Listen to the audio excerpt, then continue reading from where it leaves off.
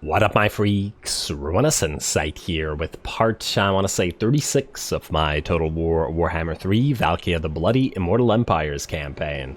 So as we saw last time, we have defeated Lewin yet again with Rel Morspig as he defended Bordelot with a full stack plus the garrison, and it was a pretty fun battle as it took about half our army in terms of casualties, which is always nice for Khorne units. Now we're looking to try to get a nice duel with Emperor Karl Franz if we can manage to get him and if he continues moving down here rather than, for example, to annoy our Aghole allies. We shall see shortly. Also, Nakari, do you want to maybe take Longyi? Huh. We told the Van Heimlings to capture Khorne. Nakari, you're right there. Though I'm not actually sure whether you want the temperate climate, but maybe you do. Maybe you do. And where are you currently going? Oh, no, you know what, we'll leave him alone. He does need to continue fighting the High Elves, or else they will, they'll start taking his territories, and then if they start taking his territories, we'll have to deal with them ourselves, and I'd really prefer not to have to deal with that. Alright. We also really want to try to somehow vassalize the Dreadfleet, though for whatever reason they don't like us very much. You know, it's a little bit odd that they don't like our treaties with Seducers of Slaanesh, considering the fact that more often than not in the campaigns that I've seen, these two tend to ally together, but I guess it's partly because of our vassalage. Speaking of vassalage, I did have an idea. The 26 vassal isn't too bad, so if we were to join the war against, for example, Torgavan, doesn't really matter, oh, you're straight up willing to become a vassal for this. Oh, okay. I thought that it would actually cost money, but yeah, okay. rather than giving him territory. Now, this will mean that we're the only ones who are at war with Torgavan, but it's only a single little minor faction. It's not like it's Durthu or Talzin, and this guy won't do it for Talzin. And the reason I thought, oh, actually he would do it for Talzin. Huh. The reason I was thinking Talzin might be the better option is because Talzin is dead, aren't they? Wait. They might have a full stack out there somewhere, but just out of curiosity. Let's do this, and then cancel, and then Talzin. Yeah, they have one territory. Oh, they still have the tree, which we will still need to deal with. And there's a decent chance that they retake the King's Glade. I do wish that we could see what was going on over here, though. And Talzin is obviously much weaker since they've lost the King's Glade. In fact, it'll be a lot easier to deal with also because it will start again at level 1, even if they do retake it. Though, of course, the tree will still be an issue. The faction is probably not generating a lot of cash anymore, as I think the tree can't give you money. Huh. So maybe we declare war directly on Torgavan so that we draw our allies in, but instead vassalize Grom using the declaration on Talzin instead. It's not like we're going to be trying to subjugate them after all. Yeah, you know what? I kind of like that idea better. Let's go Talzin. I just picked Torgavan first because they were the first ones. And then balance with 14k. You can have 14k, not a big deal. And there we go. Grom the Paunch, welcome to our collection. You have... Yeah, it's unlikely that Grom dies, mostly because the massive war call is quite massive and quite difficult to take. And though we will probably try to give him at least a few territories, and just so that he has some way to get stronger. We also have to figure out what we want to do with the Skaven of Scryer. They have a lot of territory here, but they don't look to be too willing to become our vassals. And they don't like our treaties with Nagaron. Oh, they don't like the Broken Axe either. Huh. We may have to manually subjugate Scryer like we did Molder, which will probably put us into a pretty big war. Interesting. Unless we can give him a territory just like, or unless we can join war against somebody. For example, Torgavan. Minus 46. Just out of curiosity, we're not going to do this, but if we join war against everybody, now it's still not likely. Okay. Well, I wanted an orc vassal anyway, just for fun. Let's continue where we left off last time. Valkia, you can just go in march stance. We must not cease. nobody's really a threat to you right now, or, well, generally ever. And you can just keep going to Wolfenburg and then hopefully to the Fecundites shortly. Golgast, you've taken Zavastra, which you will use to heal up for a turn, but then we will be giving it to Throggy Boy after that so that he can have the entire territory. Kailas, we ended off last episode by having you sack the Great Skull Lakes, but I guess you can take it for yourself. Or you can raise it. I'm just thinking, do we actually want this territory? What do pastures do again? I can't quite remember. I think it might be buffs to Chaos Knights and other cav. The thing is, we won't be giving Uskalak away because we want the armor for Chaos Warriors kept, but we could tell these guys, the Dolgan, to deal with stuff or take stuff, although, ooh. Yeah, the Dolgan are losing territories. So we'll need to probably give them some stuff back here and here, if Dolgan are the one that we want to give territories to, because that's not necessarily the only ones. I suppose if we take this territory, we actually have a choice as to who to give it. Yeah, fine. Occupy the place. And we'll use the pastures for now. Oh, it's actually physical resistance for Mantcores and Warhounds. I don't really care about the Warhound resistance, but the Mantcore thing may be useful for us. Barbaros Rune Smasher, you're headed southward. Yeah, we got a bunch of sorcerers following everybody around. You are a sorcerer of fire, and you're going to join this. Demahar, you have a Demahar joining you. Yeah, alright. And then I guess you can take Eagle Ares so that we can trade it off to somebody. In fact, we probably want to give Tsar Nagrand to the Heralds of the Tempest so that Kolek has a base, because otherwise he'll be weak. And he'll be weak forever. And I'm not sure that that's such a good thing. Anyway, Asavar Magath, we do want you to take Titan's Notch in all these territories, but maybe you move down here and start fighting GRIMGOR, just to get the battle in there. That'd be nice. Let's move you here. Oh, you don't have your sorcerer right now, though. Auto-resolve this. You know, and maybe heal up for a turn. While you don't have your sorcerer... Oh, this will heal you to full. Interesting. It won't heal your ranged units, and damn, the only problem with this is, of course, that your sorcerer is quite critical to your army. The Wa here is irrelevant. You know what, I'm gonna hold off on this. We might still fight this, even without the sorcerer, just for the fun of it. Yeah. But let's move everybody else around and see if there are other battles to be considered. So, Harald, you're moving down to the Blue Vipers. So away you go. You're nearly there, in fact. I have to wonder whether Grievous might sally out and attack us here. But honestly, if he does, he's not going to have a good time, because it's kind of difficult to kill Harald. Also, we have our Demonic Pact now. So I suppose we'll start moving towards Cull the Weak. Unless there's something else that's useful here. Well, it doesn't look like it. Oh, the Warhorn will allow us to upgrade our demons for a lot less, yes. But maybe Cull the Weak is more useful for now. I know we did want the 1,000 Twisted Blessings because we are getting... We're getting a few units ready. As in a few lords ready to evolve, so there is potential for that. Alrighty, well, let's keep going. Asavar Magath, you've moved. Rel, you've moved. Mentash, our temporary army. Well, originally the temporary army, but for now, keeping ya. You were supposed to watch over Prague, but now I think you're good. And I guess we can continue using you to take territories. We'll probably have to upgrade a few things, but that's just fine. There's a lot of other basic territories that you can auto-resolve take. Alright. Demahar Morspig, you are not able to get any more Chaos Spawn, so I guess we'll leave you as you are. You could get another Giant if you wanted to. Not sure that we do want you to, but, I'll think about it. I do want an army full of giants, and specifically, where do we benefit from being in? I mean, location-wise. Mountain climates with high chaos undivided corruption. Yeah, so it's not going to be easy to get a bunch of giants, for example, in your army, Mentash, because we're unlikely to be finding a lot of chaos corruption mountainous territories here. So, Dimahar might be the way to go. Asavar is our ranged army. Ventress is our Dire Doggo army.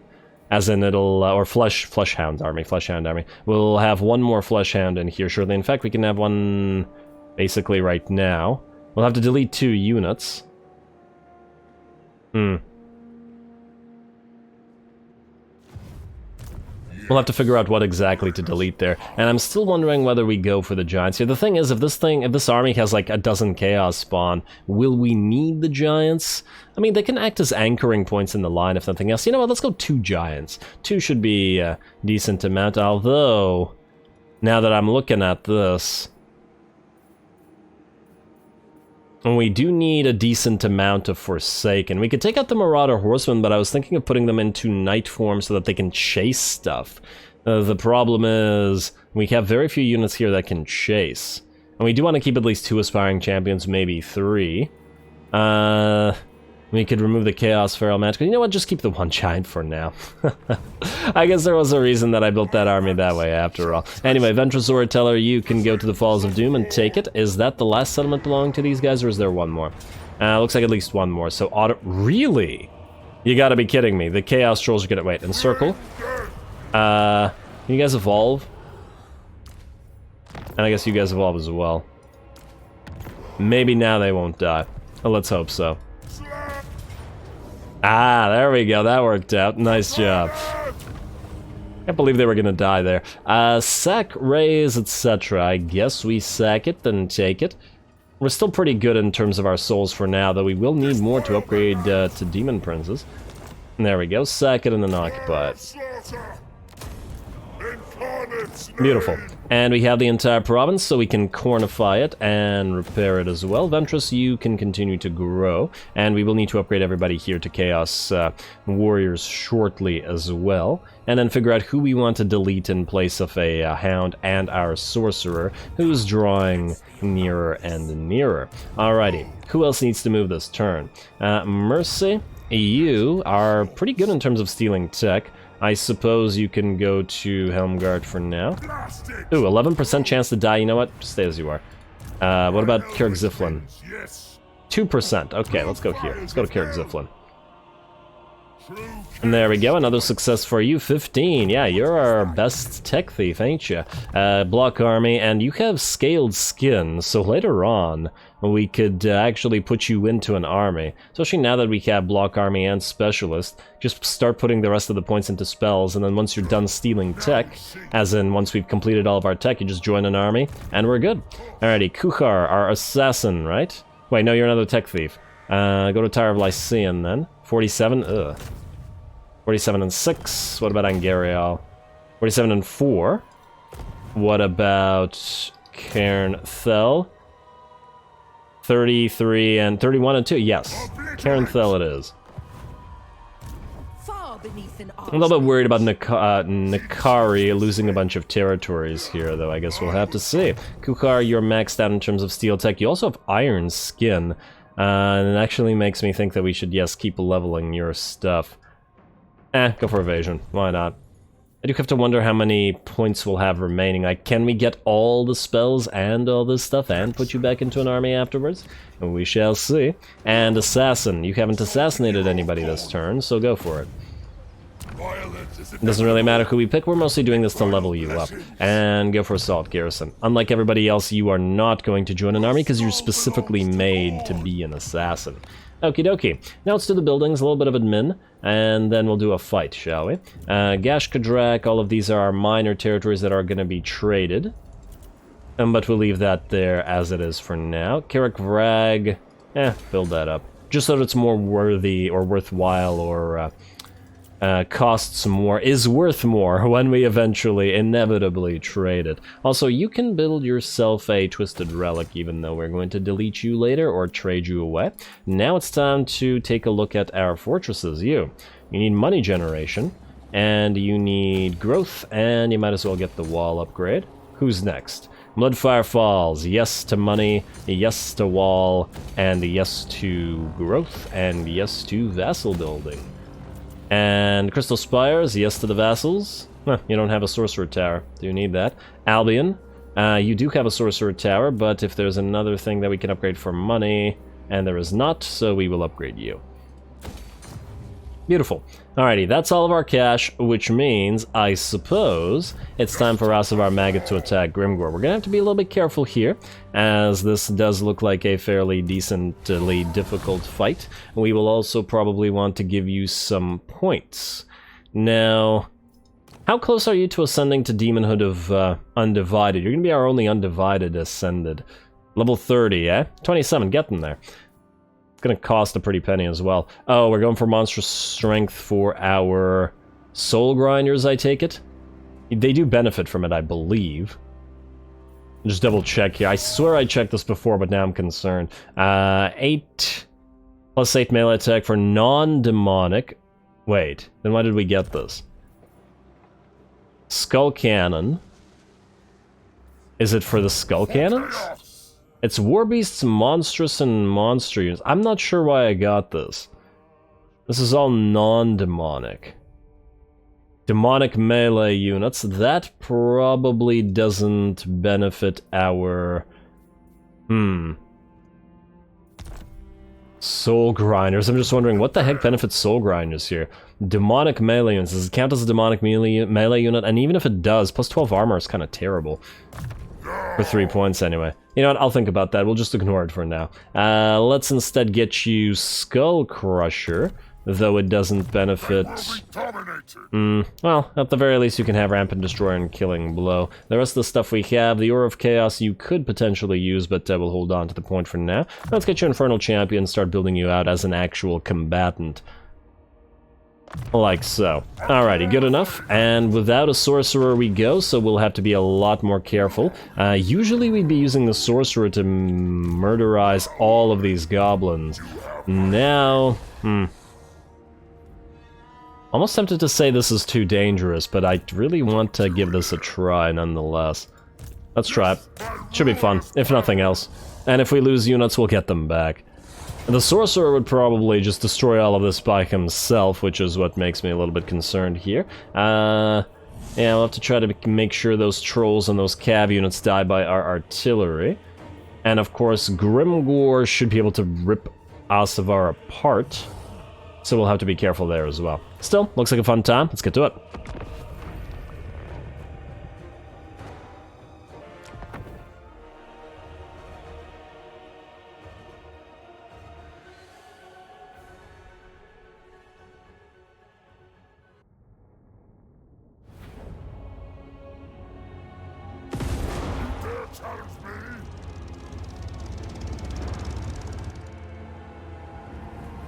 Alrighty, now this should be a very interesting battle by the looks of it. We could really use our sorcerer, especially as the enemy has brought a decent number of trolls and they are vulnerable to fire. But generally speaking, to thin out the hordes of enemy goblins and orcs so that we can apply our high damaging units to them. I also have absolutely no clue how we're going to manage to take out GRIMGOR here, as we don't really have anything in this army that can contend with him.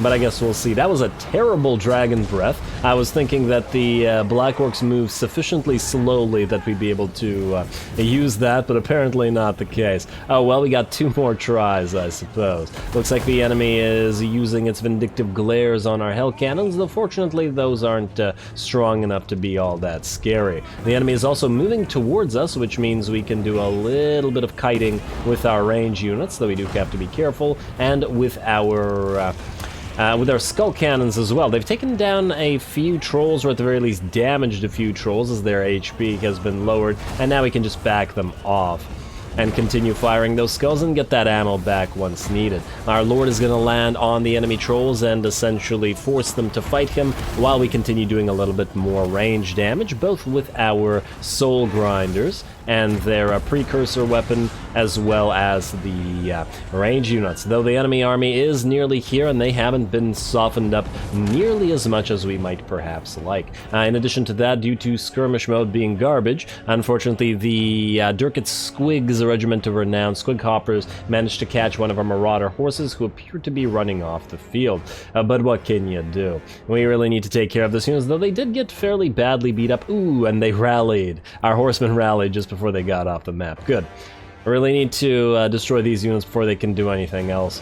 I really wish that you didn't need to babysit skirmishing units as much, especially units that are supposed to be incredibly quick. But what can you do once again? Alrighty, and now the trolls are going to join battle with the Soul Grinder here, who fortunately does fire damage, which should be a little bit more helpful against them as well. There we go. Though getting surrounded, our Lord is also going to drop down on some Black Orcs, mostly to distract them while we continue damaging them as well. There we go. For all that this is an almost entirely ranged army, it almost feels like we don't have enough range. Like, if you consider I mean, we don't really have enough range, do we? And in a sense, we only have 4 units of real ranged missile infantry, or missile units rather. Oh, it is called missile infantry, okay. In the form of the Shades. They do armor-piercing damage, fortunately, but otherwise, there just isn't enough weight of fire to essentially destroy units before they get there. I'm just thinking back to, like, using armies full of Ice Guard in my Boris campaign, and most enemy armies would just melt before they even got to the front line. Can't really achieve anything like that here. Though, I mean, it does make sense that the difficulties with range happen for a Khorne army, so it's not all that surprising. Anyway, let's check back on the battle. We're doing okay, though the aspiring champions that were guarding the center got absolutely ripped apart by GRIMGOR. At the very least, he only got 1 kill, but he probably did a decent amount of damage to them, plus the Black Orcs, nasty Skulkers, lots of armor-piercing damage here that the aspiring champions are obviously afraid of. Our Soul Grinders are also starting to take damage. This one's at half HP, getting hit by those Black Orcs and their great axes and their armor-piercing, and our Lord is at lower than half HP as well. Yeah, Black Orcs, especially when buffed by GRIMGOR, are pretty darn scary, aren't they? I guess they're a really good unit to use against the Forces of Chaos in particular because, well, those, once again, armor-piercing great axes. Yeah, alright, and the enemy has its Wa coming in now. Now, granted, they're all garbage units, but, well, our front line's already been overwhelmed, and it's, well, we're gonna have to hold on. Let's check out the balance of power. It is in our favor, though, if only slightly. And I do wonder how our Hell Cannons will fare by the end of this. 114 kills is okay, but it's nothing like the kind of damage a unit of rocket artillery would have dealt here. Not that we have such an option. And I'm probably going to replace a couple of those Shades with the with Warp Lightning Cannons after all. Yeah, it's nice to have the Shades, but they just don't do enough damage, especially at distance. I actually gotta think about whether we actually want to do 4 units of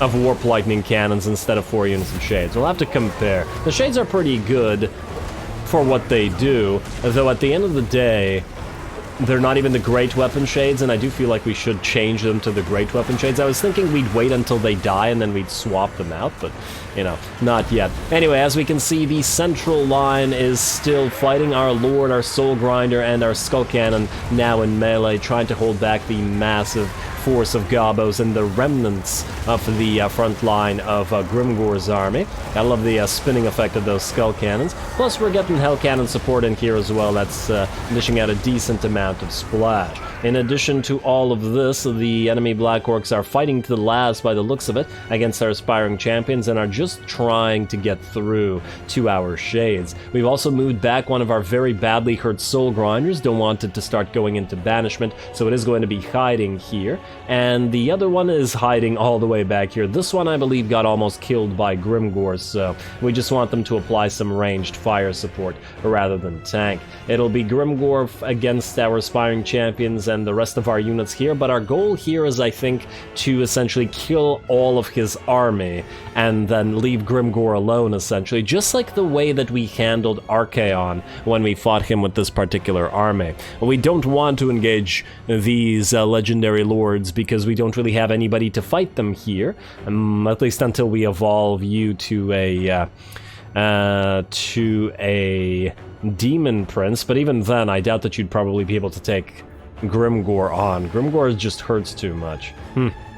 Well, we'll have to figure it out. Also, we've moved in the rest of our Marauders of Khorne to try to tie up all the enemy Orc archers, as we can see in the background here. There's a lot of enemy archers, and while our units are tying them up, they are slowly but surely getting destroyed, and will probably be routing shortly. This one's in fact wavering and down to very low HP. Our Lord is also quite low and is going to move in to try to help against the archers, and we're even going to send one of our Soul Grinders here as well to help out. Otherwise, both armies are very badly beat up, as we can see by all the HP everywhere. We're gonna have to try to hold on in the center. GRIMGOR is also chasing around our Skull Cannon, which does really help us, and we have been trying to focus GRIMGOR down with 2 or 3 units of Shades this entire time, but even with their armor piercing, his massive HP pool and 160 armor is just too much.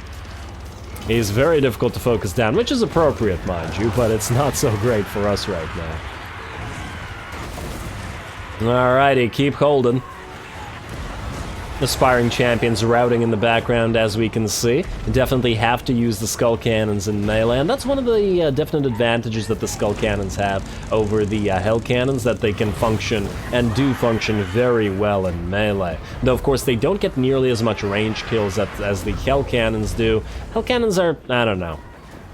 They're somewhat lackluster. I feel like there's been a decent amount of, I don't know, nerfing and changes to the Hell Cannons over the games. I remember I think it was in Game 1 where they were ludicrously OP, but now they don't seem nearly as powerful unless they're dropping hits into situations where the enemy's already blobbed up.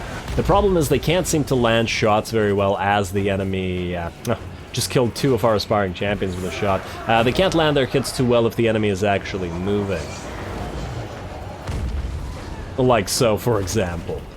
There we go, but it's okay, they're working. Ooh, our Soul Grinders got a sliver of HP left, our Lord does as well. Victory is in our grasp, but there are still plenty of enemy archers to take care of. Fortunately, all our Shades do remain alive, and they are now trying to focus down any enemy unit that is wavering or routing, or broken rather, but not shattered. Now it's time to work on essentially forcing the enemy army off the field, ignoring GRIMGOR, and we're trying to kite him around a little bit with our Skull Cannon, because we can't really fight him anywhere and he has too much HP. Man, if the enemy tries to, if the enemy manages to acquire some regen for GRIMGOR, that would be pretty intense. I wonder if they have any regen options now that I think about it. I mean, other than like healing potion, I mean a straight up regen option like the Crown of Everlasting Glory.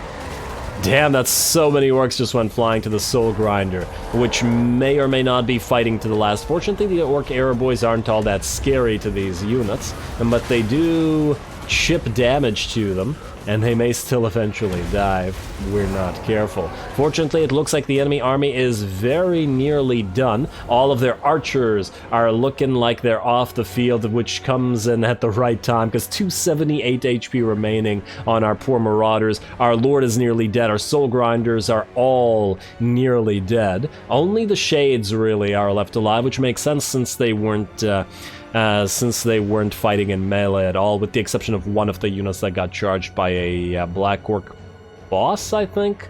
Or some sort of hero, I don't remember which one it was. And ultimately, it's probably not all that important. Anyway, we're going to give a chase to the routing units a little bit so to destroy the army, but otherwise, all our remaining ranged units are now going to be trying to focus down GRIMGOR.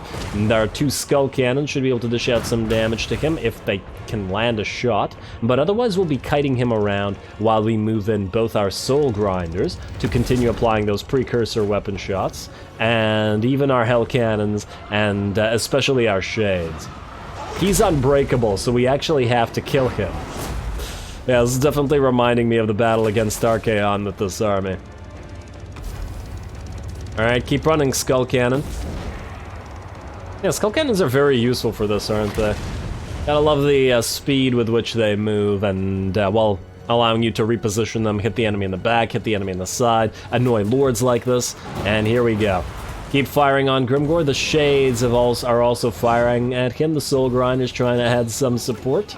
Let's see if we can manage to kill him off. 4,000 HP remaining. 900 weapon strength. Damn.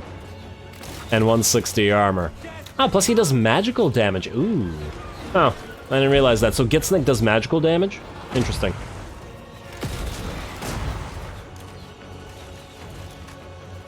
Alright, drop into nearly 2,000 HP, half of what he just had, and you just keep running, Cannon. You just keep running. We're trundling away. We should be able to drop him. He's down to 800 HP, and I don't think he now has a prayer. Actually, if the entire army focus fires him, as in the entire army are full complement of range, he does drop reasonably fast by the looks of it. Maybe it would have been advantageous to try to do this at the very start of the battle, rather than allowing him to attack us, but on the other hand, I'm not entirely sure. He did kill a lot of or very badly damaged 2 Soul Grinders, and killed a lot of aspiring champions himself, which we may not have allowed him to do if we had focused him down before he hit our lines. On the other hand, it's very difficult to tell the Soul Grinders to actually attack him, so there was no guarantee that they would have helped.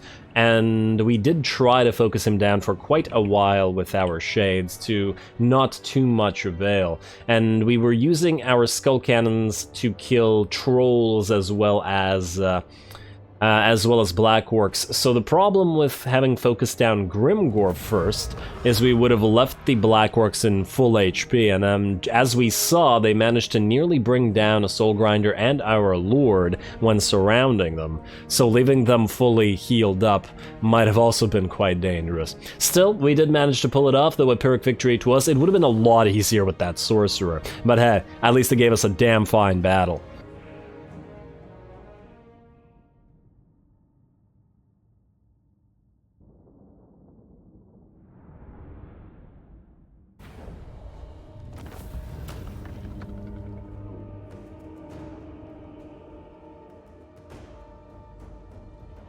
Ooh, very close battle there. Once again, I really enjoy this range army, in part because it does feel like we always have to work for our victories, which tends to be a pretty nice thing. Now, I think we have no choice but to replenish here, as we're pretty badly beat up, and frankly, the sacrifice captives in the favor isn't really all that much anyway, so we'll enslave.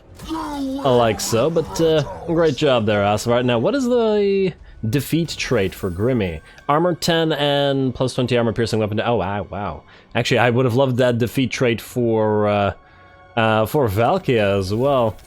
Okay, interesting. Now we probably do want to destroy the remains of this army here, and we can auto-resolve that. I was thinking, what if it kills one of our poor...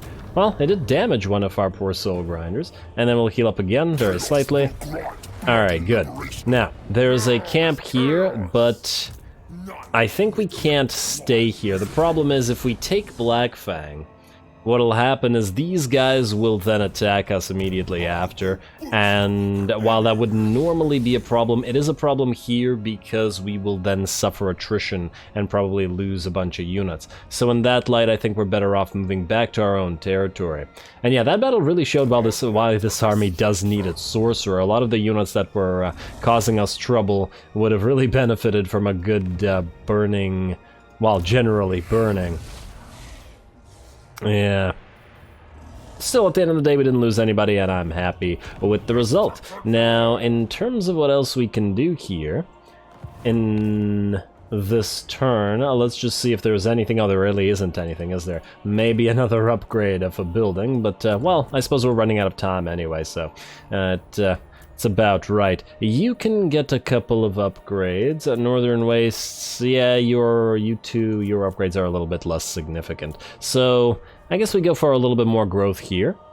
It could also save up more money for more vassalage potential, but considering we're making 41k per turn, it's not really all that necessary anyway. And we'll try to get some more vassals later. Anyway, I think this is probably where we want to end this episode. I will end the turn. You know what, let's end the turn just to see if anything interesting happens, but if we get into a fight, we'll save it for next time. And we will have to apply the gift right now, though. Raiders Raiment, Horrifying Presence, Fear for All Undivided Units, probably going to be the Crown of Kings. Dark Portal is also quite useful. But the Crown of Kings transferring XP is probably the most useful here.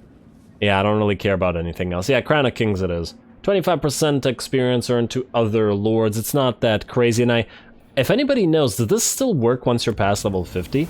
I would hope that it does. It would be kind of obnoxious if it didn't, especially since your lord levels to 50 really quickly. But I take it that you still gain XP after winning a battle, you just don't make any use of it, I think. But anyway, let's end the turn. Path to Glory available, building upgrades available, commandment available here, so let's cornify it.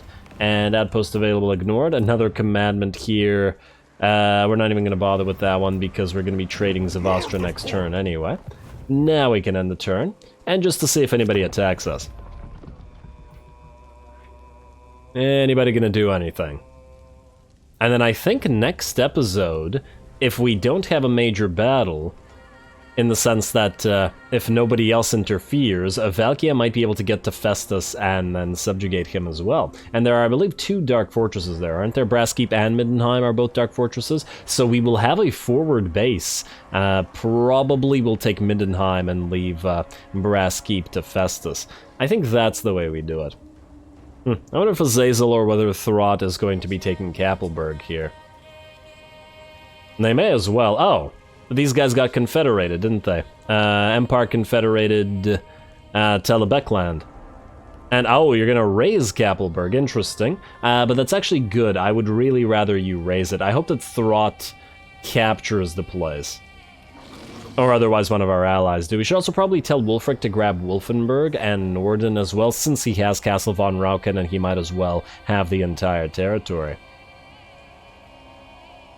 I was also hoping to fight Karl this episode, but it doesn't look like it's going to happen. Faction destroyed the Ice Court. We are well aware of that. There's that confederation that I was talking about, and another confederation between Bone Rattlers and the Slaves of Tsar. Interesting. Ah, Garrulus is back up. We just needed you, buddy, and now you're going to...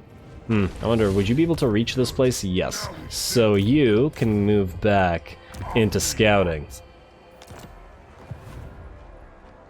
Lovely. You have your sorcerer now, who also needs some skill points. We'll deal with that next time around, because I am going to now call the episode here. And, oh, we are still at war with Bone Rattlers, so we do need to destroy them. I was thinking that maybe we can force vassalize them, but well, they are quite strong. Oh, wow, GRIMGOR is basically dead.